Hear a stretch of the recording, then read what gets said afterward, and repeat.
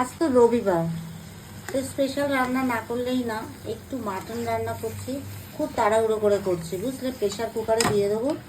আর বাড়িতে সবাই প্রেশার কুকারে পছন্দ করে না, কিন্তু আমার তো আজকে তাড়া আছে। তা আলুটা ভেজে রেখেছি, জাস্ট একটু কষবো, কষে তারপরে আমি এটা প্রেশার কুকারে দিয়ে দেবো। আলু কালারটা কিরকম হয়েছে বলো তো? কড়াই ধোয়া জল আমরা তো সবাই দিই, মশলাটা কেন নষ্ট হবে বলো। শুকনো লঙ্কা আমি দিয়েছি, তবু এই কাঁচা লঙ্কাটা না ভাতের সাথে মেখে খেতে খুব ভালো লাগে। দুটো সিটি তো হয়ে গেছে, এবার আমি খুলে দেখছি যে আলু দেওয়ার পর আর কতক্ষণ লাগবে।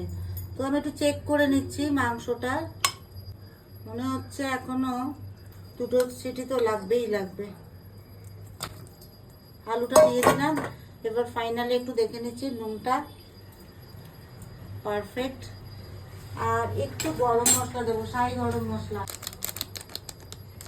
এই গোগা আমি কিন্তু বেরোচ্ছি, আর আমার টাইম নেই। ঠিক দুটো সিটি বাজলে বন্ধ করে দিবি, কোনো রকম তাড়গড় করবি না। আমি বন্ধ করে দেবো, আমি বন্ধ করে দেবো। ঠিক।